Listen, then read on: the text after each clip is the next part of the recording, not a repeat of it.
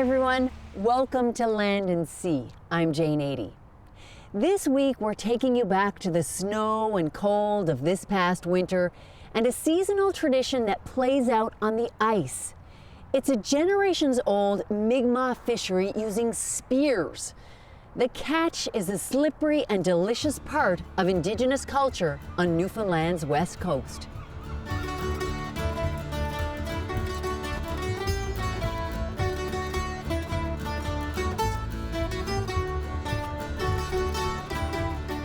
It's February in Flat Bay. Frigid winds blow over this Mi'kmaq community. In some ways, this part of Bay St. George hasn't changed for centuries. Locals still rely on stacks of wood to stay warm during the coldest months. Some still keep animals that haven't quite adapted to the harshest winter days. And in a sheltered cove known as Muddy Hole, the people here continue a tradition on the ice that goes back centuries to when the community was first settled. What a fisherman, Gilbert. Old timer, people. That's a big one, that one.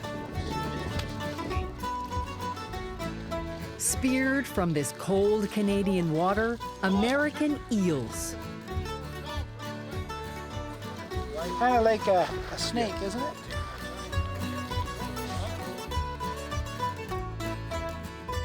This serpent-like species travels all the way from the Sargasso Sea south of Bermuda, where the world's entire population breeds.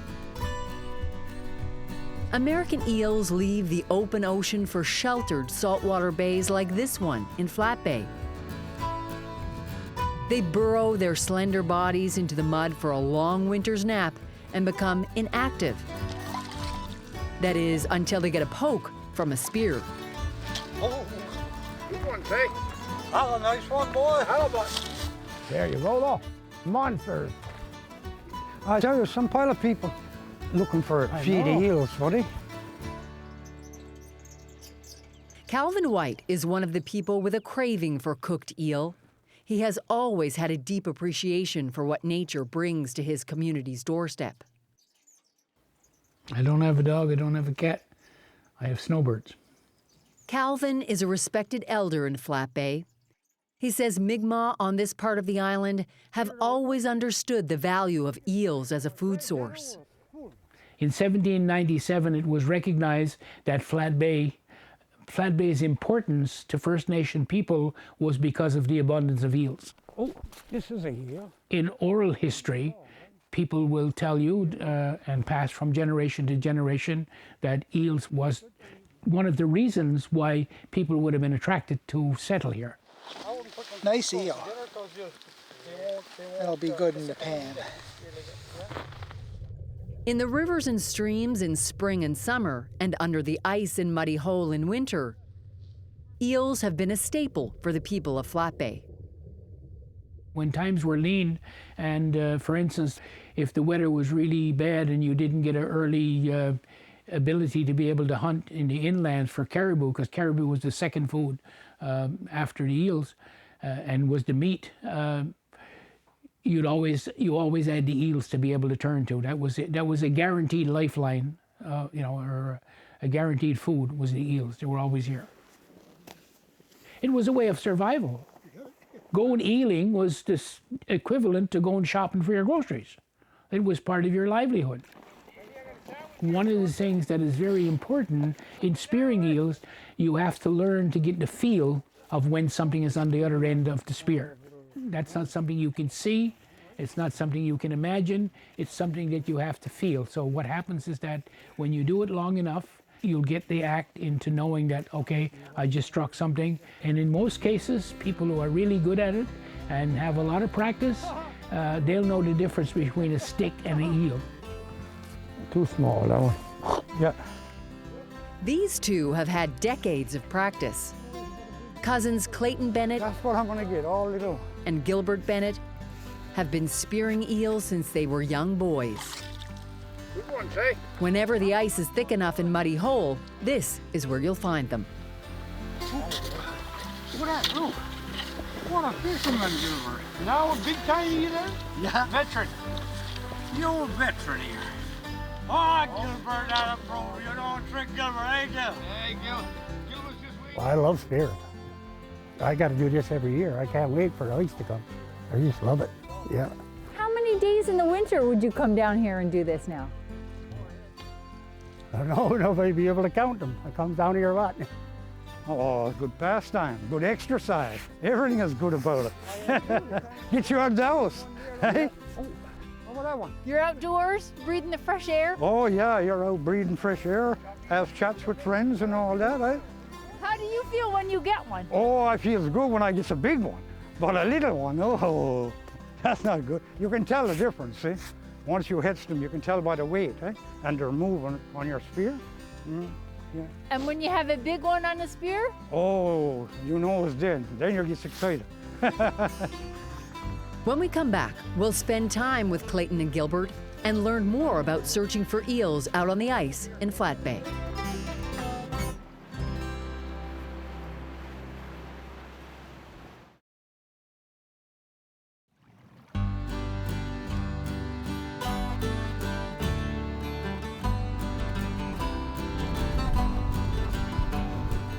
Got a few big ones already, Gilbert.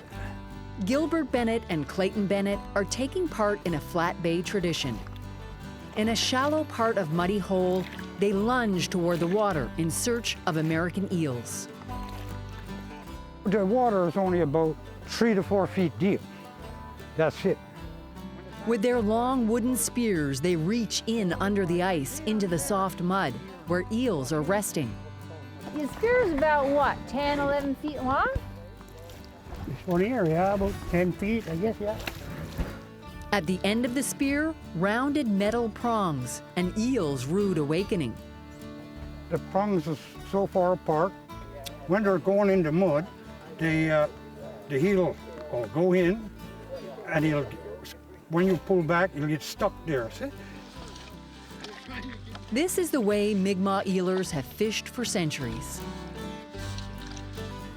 They're kind of green. Green, yellow, yeah, there's all different. Some of them are very dark.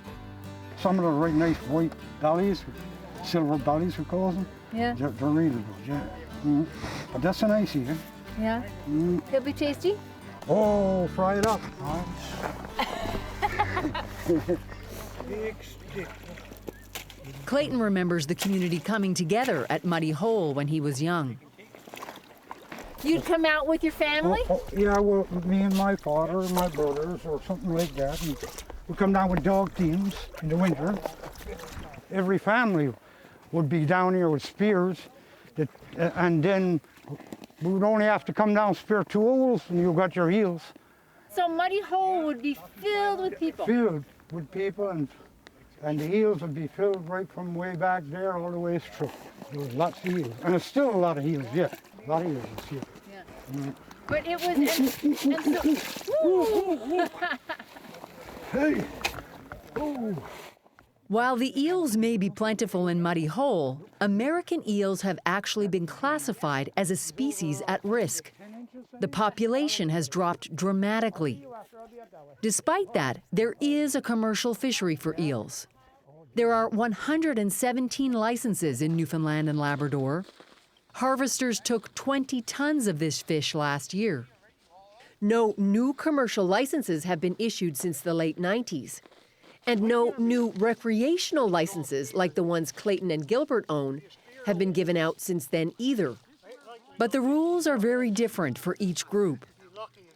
Fisheries and Oceans Canada does allow commercial licenses to be transferred from one person to another, but recreational licenses can't change hands. There are only 14 recreational licenses in the province, 4 of them here in Flat Bay.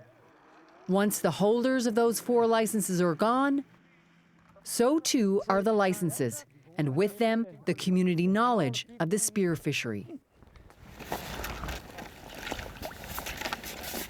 We're just one of the lucky ones, me and Clayton, to have a license, you know? Just lucky. I'll tell you one thing, my arm is going to be sore tonight. You want a few eels too? I'll give you some, and I'll give Percy 2 or 3 too. With so few who can legally take eels in winter, Gilbert and Clayton do what they can to spread around their good fortune. I like to get a feed for a few old people around here like myself and a few more. And I got my license so I can catch what I want, as long as they're the right size and that big ones, right? So the people with the licenses catch and share with the community? Oh yeah, we share it with all older people around here and people that can't get a license to come out and fish, right? I give a lot of eels to my family. My sister in Toronto, her and her husband, they love them.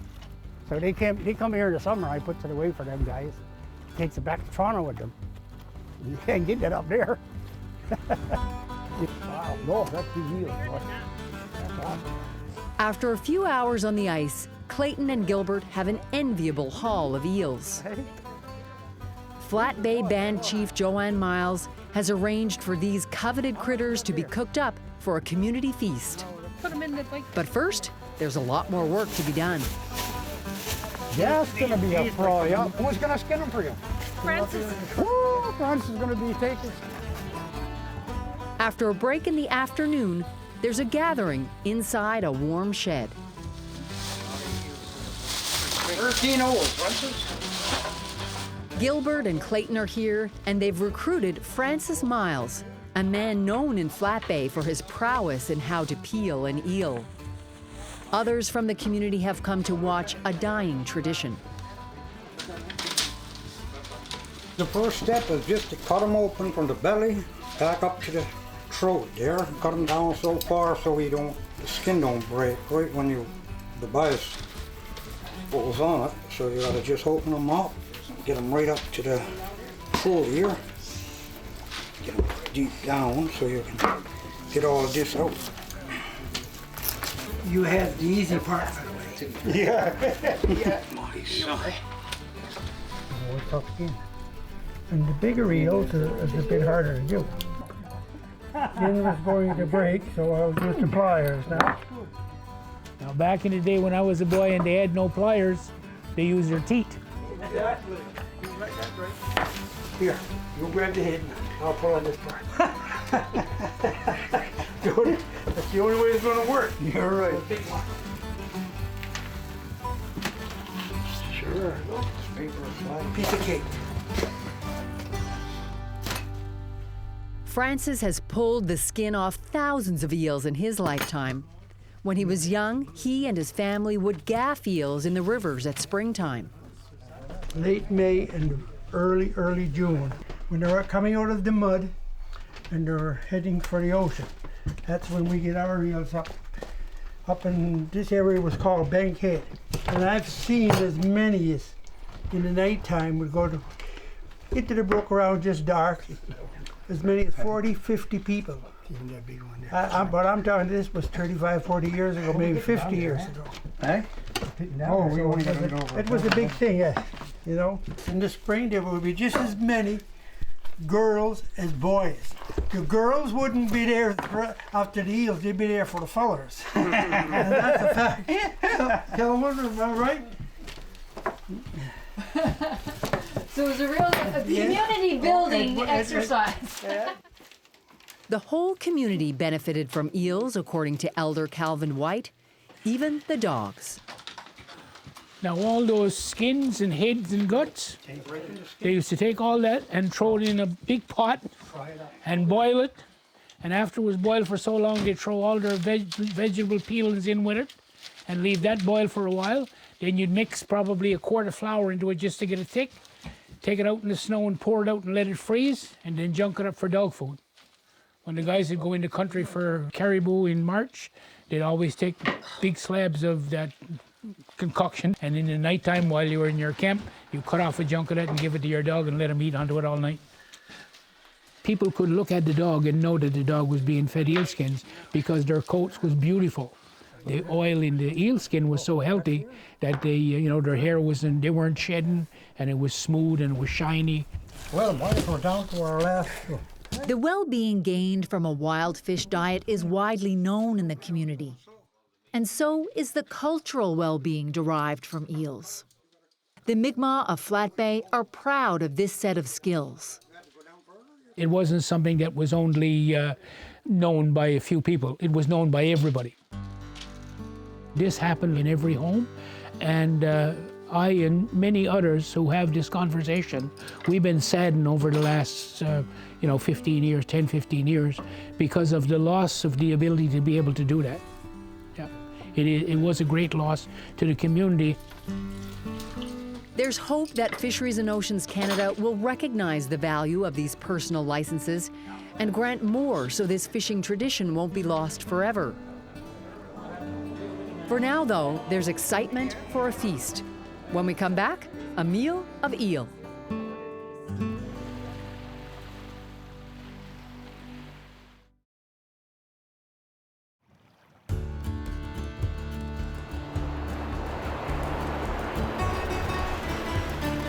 A cold winter wind still howls in Flat Bay. But inside the local community center, there's a warm kitchen buzzing with excitement. Eel is on the menu for a Mi'kmaq feast. You see how nice and white the meat is? Ivan White can't wait to tuck into one of his favorite meals. I've been eating eel since it was probably my first solid food. So you're still eating them a few times a I'm week? still eating them a few times a week, whenever I can get them. He's developed a strategy over the years to get the best result. Eel, if you cook them without cutting them, you'll turn up, and then you want pieces one cookable, you want to be touched in the pan. So we split them inch and a half apart on both sides. And when you put them in the pan, they fry flat. They're really getting nice and crispy now. Christy Godden has her own favorite way. A simple preparation so the full fishy flavor can be enjoyed. I rolled my eels in flour and just put them in the pan with salt and pepper. Okay. And so is this how you would traditionally eat Yes. eel growing up? Yes, this is the only way I have ever eaten it. Like some people bake it or stew it, but I've only ever had it fried. But it's a treat deal for you now? Oh yes, yes, definitely. And my husband loves them. He can't wait to have some. We love eels. They're Yeah. delicious. Susan Miles likes to remove the eel's backbone. Well, I fillet mine. So you go down the whole length of the eel like that. Yep, That's quite a fillet. it is. One long fillet. There, one more. Perfect, thank you very much. And you're working besides, you're a working man. Small one, Joanne. That's the nice one.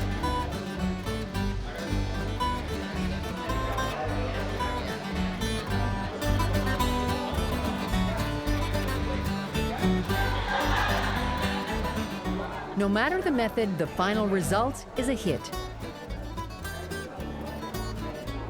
Can you compare the taste of it to people who've never tried it? I don't know. People say it tastes a little bit like chicken. I don't find it tastes like chicken too much, but Well, we had to find out ourselves. Audio technician Andrew Wiseman and I took a plate and savored Flat Bay's delicacy. Cheers.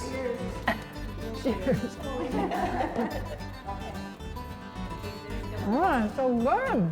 I can see now why everybody was lined up for it. Now what are we going to do? We can't get this in town. Well, Delicious. Somewhere between cod and chicken, I'd say, and as tasty as they had all assured us it would be. I like oily. I like oily and greasy. And from the oils, could we expect more lustrous locks? Calvin was telling us that when they would feed it to the dogs in the community, the dogs' coats would be really shiny. Is this going to do something for my hair?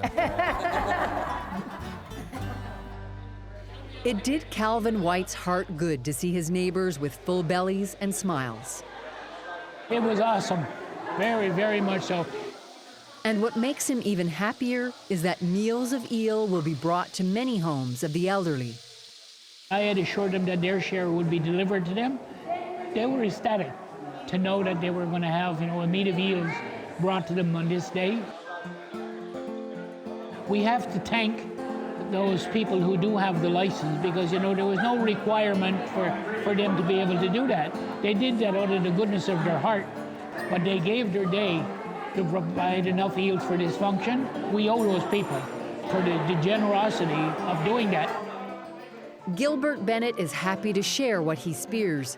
It's an activity that keeps him connected to his culture and to the people in his community. He'll be back on the ice in the next few days. I wish that they would give other people license too, There'd be more people to talk to on the ice, mingle with more people.